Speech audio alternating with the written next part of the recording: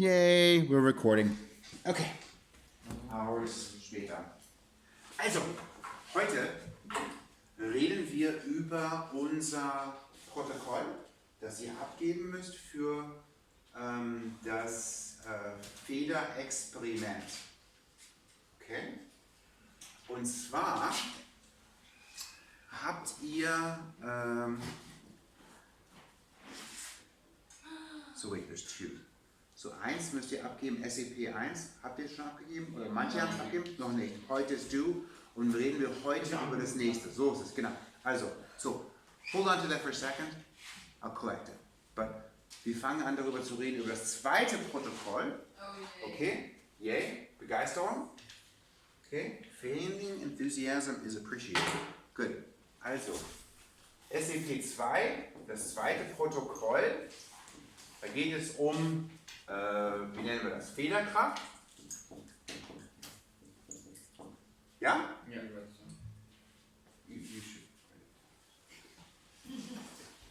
Federkraft. Okay? Gut. Also, was war das Experiment, das wir gemacht haben? Ihr erinnert euch hoffentlich.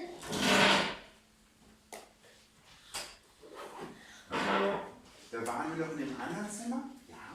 Wir haben mit einem, wie heißt es, diese so lange Sache, the Springs. Feder? Wir haben ihn,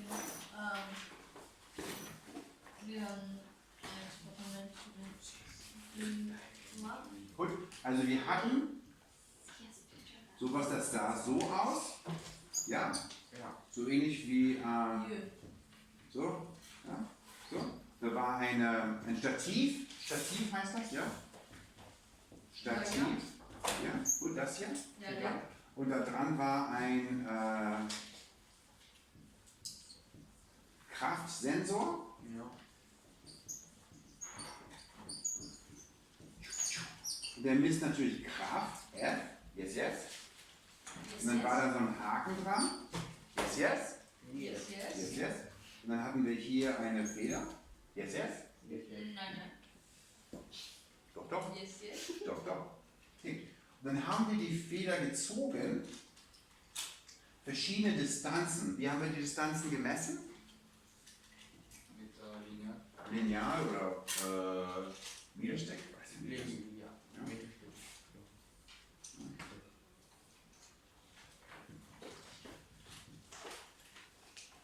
Lineal? Meterstick? Meterstock? Nee. Das ist doof. Meterstab. Meterstab. Messstab. Messstab? Der Messstab?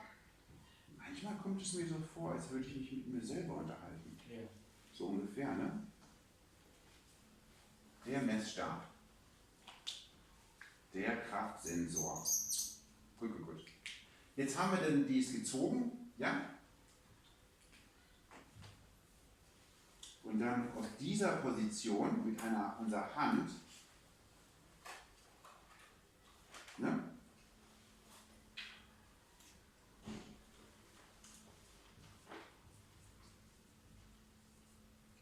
Okay, Hand, eine bestimmte Distanz gezogen.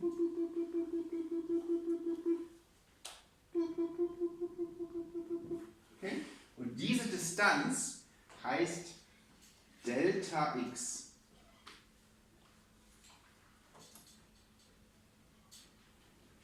Okay, die Distanz, die wir das ziehen, machen nachher auf dem Bild. Delta X, wenn wir die Feder runterziehen, dieser Distanzunterschied ist Delta X. Ist okay? Ja. Ergibt Sinn? Colin, you okay? I'm not sure what this is, but Okay. A spring, we pulled it a certain distance, and then we measured the distance we pulled it, and we measured the force associated with pulling it. So when you pull the spring longer, there will be more force. Kind of like shooting a little, thing at, a student in a class if you're bored with a rubber band. The more you pull the rubber band, the more force it exerts. Agreed? Cool. Good. Das Diagramm So, das ist also Teil 1. Das ist ein Aufbaudiagramm. Okay? Verstanden? Ja. Mit Beschriftung. Okay? Beschriftet ist wichtig, wenn ihr alle Punkte wollt. Aber ich glaube, ihr könnt es einfach abschreiben. Yes? Es ist einfach, ja? Das ist richtig, ja? Ihr stimmt zu? Ja, also eigentlich fehlt noch was, nämlich wir haben das natürlich verbunden mit einem, nicht Magic Box, sondern das Ding heißt LabQuest. Ja, und dann konntest du hier messen 3,4 Newtons oder so, ja? Okay? Aber dann haben wir das ganze Experiment wirklich gezeigt. Yes, yes? Okay, ich tue so, als hätte ich ja gesagt. Ja. Und gehe dann mal hier rüber. Okay, gut. Machen wir eine. So, gut. Teil 2. Dann sollten wir unsere. Ja. Does this count? So does this count as our second protocol? I Yeah. mean, we can like You're going to turn it as a second Yeah. level. Yeah. but do the actual like numbers, correct numbers. Oh no, you're for the thing you're supposed to use your own numbers. So like the skits is like one of the only things that you actually Well, we're giving you a template, but you have to use your own numbers. Yeah, That's yeah. correct. Yes. I last time I did both. Oh, yeah. Okay. Make sense? Good. So, second part. Tabelle. Yes, yes? Okay, gut. Dann haben wir eine Tabelle und zwar einfach Delta X in Metern. Und hier ist, F Spring, Federkraft, Spring Force, ist okay? In Newtons. Okay? Gut. Und wir können natürlich hinzufügen 0, 0, ja? Und dann schreibt ihr eure Daten auf. Hat vielleicht jemand gerade mal eure Messwerte, die ihr gefunden habt, dass ich es mal gucken könnte? Dann könnt ihr es mal kopieren. Gut. No? Hast du es? wait, the Federkraft? Mhm. Hast du? Die Werte? Na gut. No, no. This is Nein? this is Egal? no. Ich pause mal gerade, okay?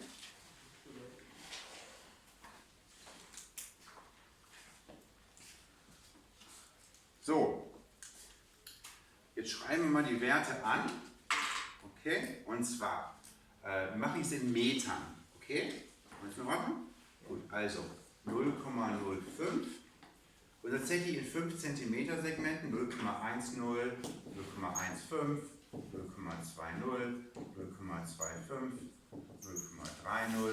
0,35, 0,40. Dann schreiben wir die Werte auf. Oh, okay. Wird zweimal gemacht, das Experiment? Gut. Ich schreibe mal einfach die ersten Werte auf. Das macht keinen großen Unterschied. 0,125, 0,265, 0,415, 0,569, 0,727, 0,868, 1,027 und 1,274. Okay? Cool. Gut. Alles gut. Ist meine Tabelle gut? Irgendwelche Fehler? Ist okay? Ja? Wichtige Sachen nicht vergessen. Ja? Also, das heißt, Größen nicht vergessen. Ja? Und dann ganz wichtig, wie nennen wir diese Sachen hier? Meter und Newtons auf Deutsch? Sind die, okay, ich antworte mal eine Frage, ist auch gut. Einheiten. Nicht vergessen, sonst verliert ihr Punkte und dann seid ihr traurig. Kapisch? Ja. Kapisch? Okay, alles gut. Gut. Ist das langweilig, aber nicht zu langweilig? I'm aiming for boring. Is it boring? It's supposed to be boring. Not too. Not too boring. We're looking for boring, but not too boring. Yeah, just Perfect. we should have t-shirts. Cool. Boring, but hopefully not too boring. Yes. Was ist diese Sache? Das hier?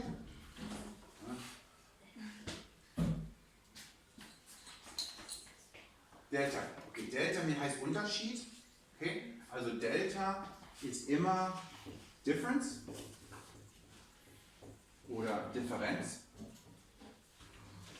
Okay, das heißt, wenn wir uns angucken, wow, da bin ich fast hingefallen, das wäre lustig gewesen, ne? Für euch. Okay, also hier, wenn hier steht zum Beispiel 73 cm, ja, und hier steht 64 cm, ja, dann ist der Unterschied 9 cm. Deswegen Delta x. Okay? Kapisch? Ergibt Sinn? Ja. Okay, gut. Okay, sweet. Okay, wir haben die Tabelle gemacht, das war gut.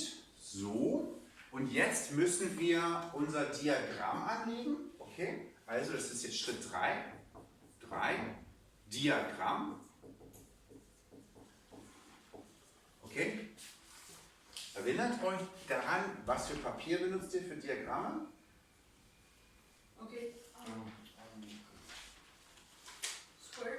Square, Grade Paper, Graph Paper, auf Deutsch Kästchenpapier. Kästchenpapier. Okay? So, also auf Kästchenpapier. Kästchen ist ein kleiner Kasten. Chen und Lein macht alles klein. Ja, gut, ne? Ist gut, ne? Und neutral. Ja, Chen und Lein ist beides neutral. Also das Kästchen, auch das Papier. Auf Kästchenpapier. Jetzt gucken wir mal unsere Werte an. Ja? Hier, das hier ist unsere x-Variable tatsächlich. Okay? Das hier ist x. Warum schreibe ich x? Das bedeutet das, wenn ich schreibe x, ja? Weil x kann Ist nicht wirklich x, aber welche Achse ist das? die Horizontal. Ja, okay, also horizontal. Und das hier ist y. Okay, das heißt vertikal. Okay, also machen wir hier es hin. So schön.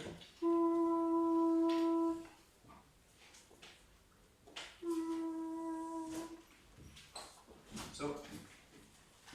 F, S, P, N. Und hier ist Delta x Meter. Gut, jetzt gucken wir mal. Erstmal 0 bis 0,4 Meter.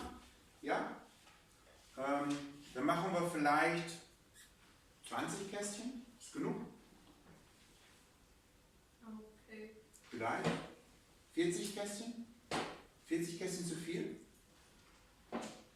20. 20 Kästchen? 40. So, like Okay. 20 mal 40. Wir gucken mal hier. Also ich würde sagen hier 20 bis 40 Kästchen. Okay. Versteht ihr diese Sprache? Okay, gibt Sinn? Okay, entweder wir sagen 20 oder 40. Okay, gut. Machen wir mal so.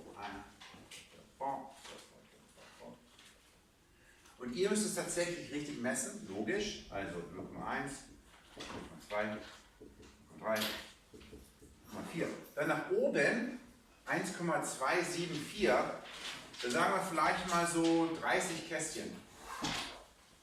Ja? Ergibt es Sinn? Also das wären jetzt ein bisschen mehr, also das 1, 2, 3, 4, 5, 6, 7, 8, 9, 10, 11, oh, let's go higher. Let's not be afraid. Okay? So, like das. Gut. Gut. Also ich würde sagen, hier lang vielleicht 30 Kästchen. What's the biggest force you guys had? Similar? 1.2, 1.3, 1.5? Okay, I'll pretend you said yes. It's cool, I can have a conversation with myself. That's awesome. Okay, weiter. Also haben wir hier 0,2, 0,4, 0,6, 0,8, 1,0, 1,2. Yes, yes? Ist gut? Okay. Okay. Und ihr natürlich kopiert euren eigenen Werte. Ja, ja. Okay. Ihr könnt das jetzt machen. Wenn ihr das jetzt macht, habt ihr das schon gemacht. Ist ja cool.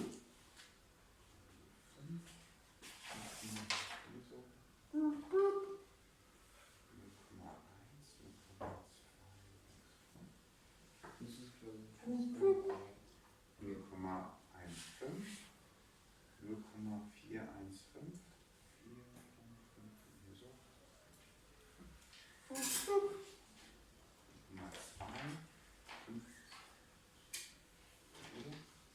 0,25,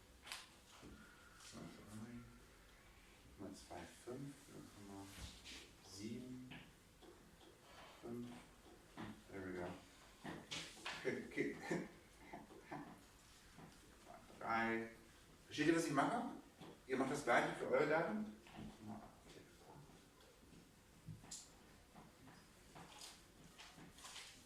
So, 0,25, 1,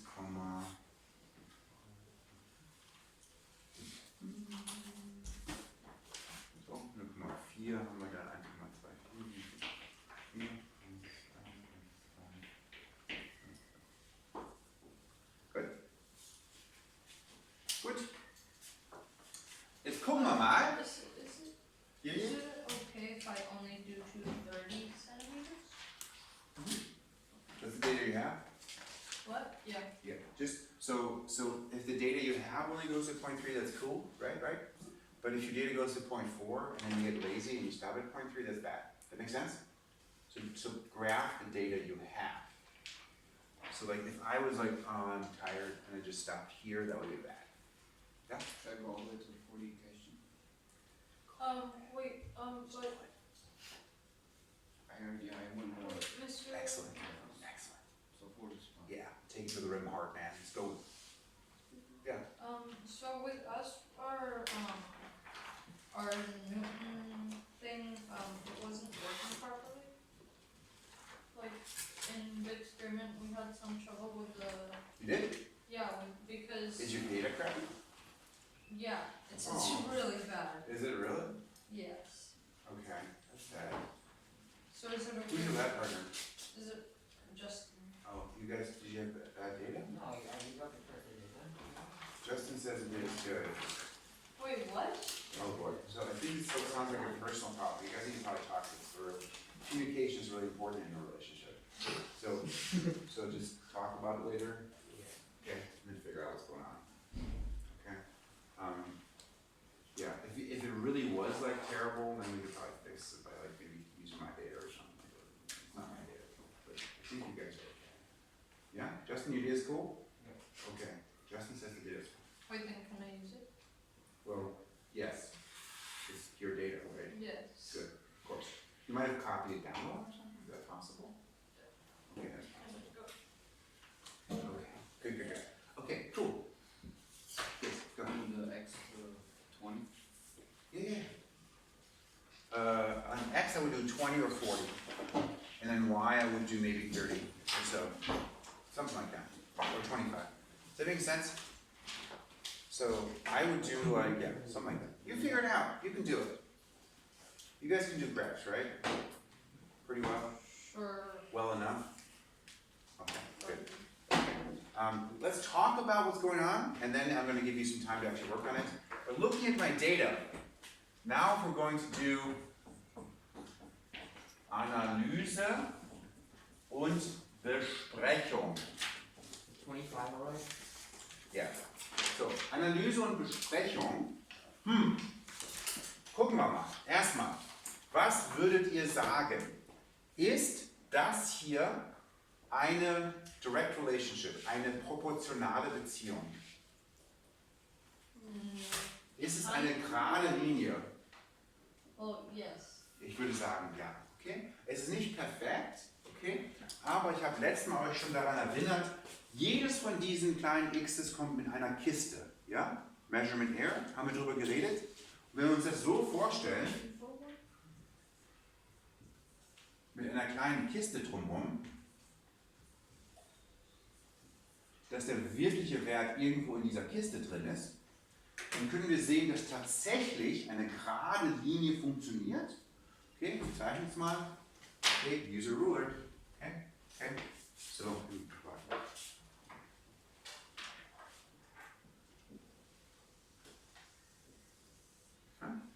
ziemlich gut, oder? Ist okay? Gut. Eine gerade Linie passt da durch. Das heißt, als Teil unserer Analyse machen wir jetzt eine, heißt Ausgleichsgrade, okay? Line of best fit, okay? Und wichtig dabei, bei 0,0 anfangen. Okay, haben wir auch letztes Mal schon gemacht. Nichts Überraschendes. This is not surprising. This is feel totally comfortable. Are we going to the too boring mode? You can be honest. That's cool. Well, I'm not right there. You're not there yet, but does this make sense? So why don't we do this? Everybody just kind of look and follow through, and then you can do your stuff. Then you know how to do it. Yes, to make sure it's okay. We still have some time. I think we can wrap this up probably in 3 minutes. You have 10 minutes to work on it. Yeah. Does this make sense if I switch it up, like the N and M? You're gonna put FSP down here? No. Put FSP over it. Okay. F and X da. Okay, alles gut? Gut. Also, haben wir gemacht. Sieht gut aus. So, dann haben wir darüber geredet, dass wir die Steigung berechnen. Okay, Steigung berechnen. Okay. Dabei benutzen wir einen Punkt auf der Linie. Yes, yes? Yes, yes. Yes, yes. Okay, zum Beispiel benutzen wir diesen Punkt auf der Linie. Ja? Ist okay? Dann gucken wir mal an, es ist ein 1,1 in der Y-Richtung und in der X-Richtung ist 0,38. Okay? Richtig? Ist okay? Okay, er könnte nicht say yes. 0,38 Meter, 1,1 Newtons. I think it's strange why the combination of like totally overwhelmed and at the same time completely bored. Because this is totally obvious. Which one is it? Is it both? Both. Oh man, that's weird. You're overwhelmed? You're overwhelmed, other people might be bored. I'm overwhelmed. You're overwhelmed? Is this all really hard? I just don't get it. You don't get it. Okay, good. I Let's, mean, I get it, but I don't get it. okay, Yeah. okay, good. So let's step back for a second to the beginning. Setup is cool. Yeah. Writing down the data is cool. Mm-hmm. Then graphing the data is cool. Wait, No. so. No. No, We need no, to talk I'm about having- this here. Yes, please. Yeah. Okay, good. Excellent. Good. Thank you. Yeah. Feedback is so helpful. So, in the graph, I'll speak a little English, okay? In the graph, we need to make sure we display our data correctly. We have to have a clear idea what our two axes are. Our vertical axis, the y-axis, is the force. We should indicate what it is and how it's measured, just like we had it for the table. Force in newtons. We have to do the same thing down here as well. Okay? We also need to make sure that we have the range of data represented. In the x direction, we're going up to 0.4 meters. 0.1, 0.2, 0.3, 0.4 would work. I recommend between 20 and 40 Kästchen here if you go to 0.4 meters.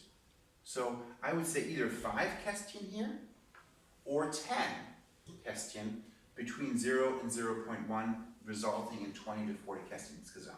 Okay? Cool. In the vertical direction, this data goes up to 1.2 for Jeremy. Okay? Now, you might have 1.5 or whatever. I'm saying about 30 Kästchen. What that would mean is I got 1.2, so that this would be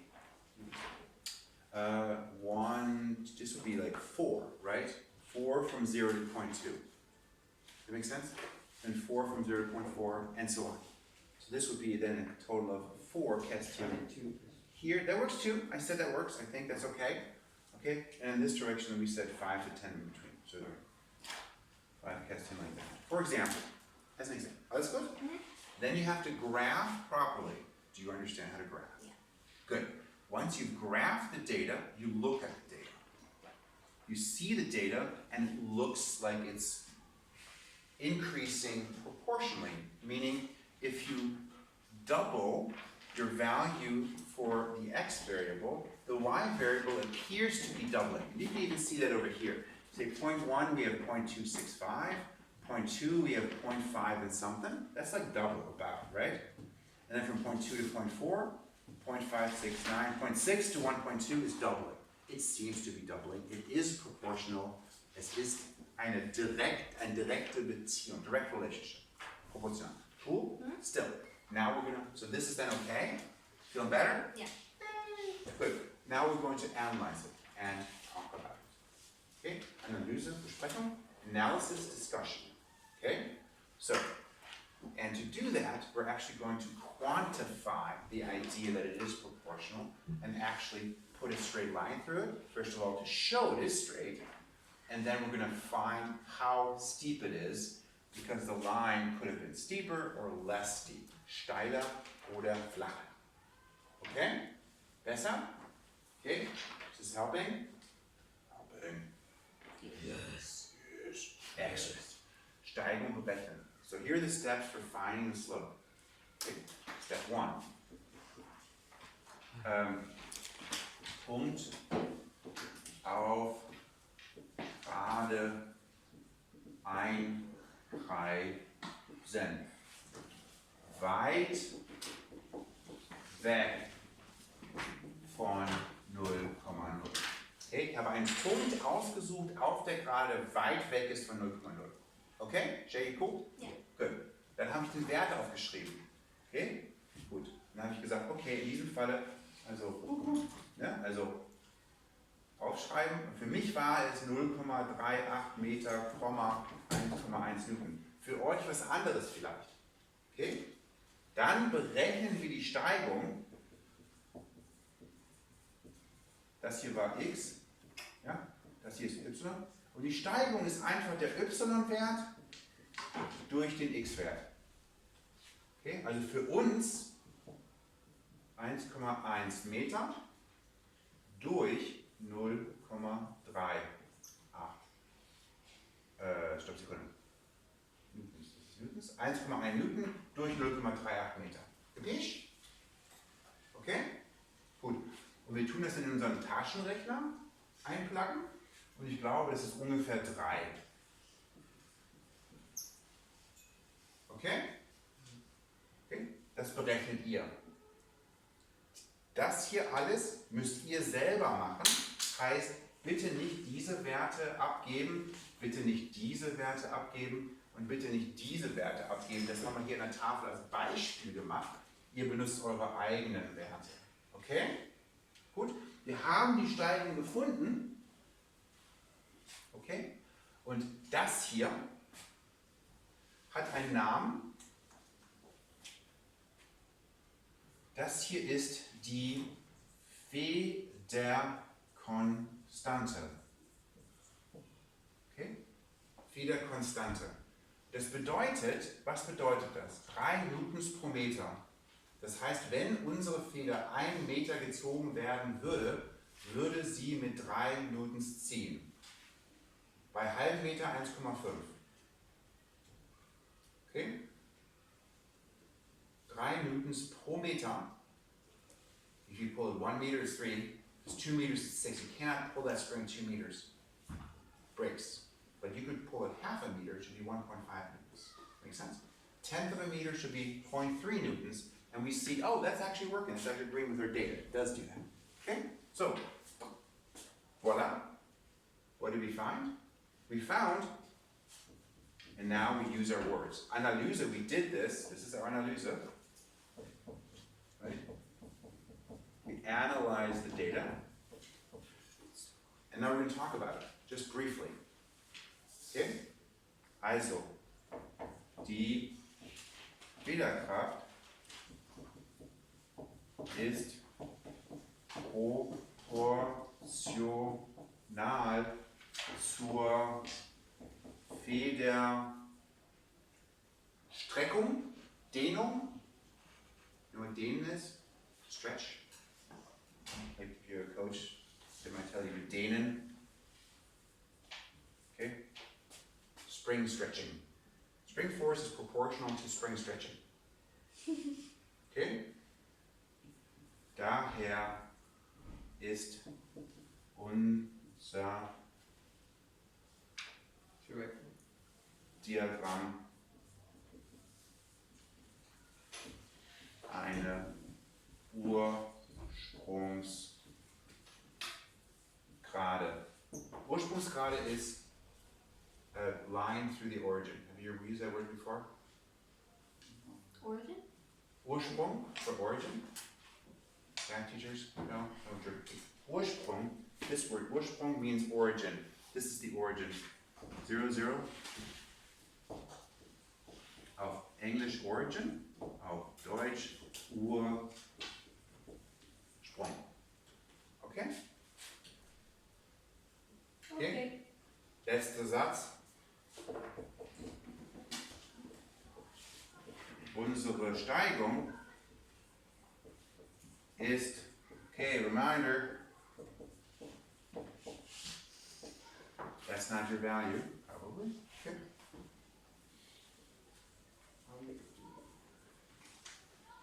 Ist unser Wert für die Fehlerkonstante. You measured it. It's your value for your spring. Okay? So you confirmed it's a straight line, you confirmed it's proportional, you found the spring constant. That's the result. Chill? Okay, so the actual thing is 3.0. That's what I found. But use yours. It shouldn't be about 3. So, But it's not necessarily exactly about. So you do, can I use this, cause it's mine? Can you do it yourself? Yeah. And if you find, No, this is my data. yes, but if I noticed I didn't use Cassiope up here and I just didn't use a ruler, and it's going to be about 3, but it might be like 2.7 or 3.2 or something like that. Actually do it and actually find your own value. It'll be about this. But actually all the springs have about 3 newtons. So to find the value, we do delta x times fs. No. You find a point on the line, just follow this. Punkt auf gerade einkreisen. You got that point? And the y value divided by the x value. That's all you do. Just So, find the next value. the It's y is the FSP? The y value is the FSP. Yes. So I found 1.1 newtons is that value over there. You just put the random point line. Yes, one that's far away from the origin. So that equals y, so that point equals y divided by x. The Steigung, the slope, is y divided by x. That's correct. Okay? Cool. Okay. You guys okay? Are we happy? Okay. So, I'm going to collect your other lab reports, and then I'm going to ask you guys to do this lab report by Monday. But you're almost done, right? Or is that's reasonable? You're almost done. Okay? If you don't have your own data, Justin,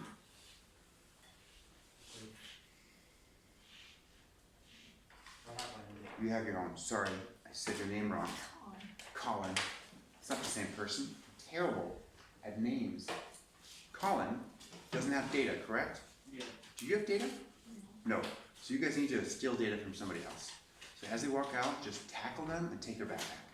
Oh, okay. Or ask them nicely. Probably a better idea. Okay?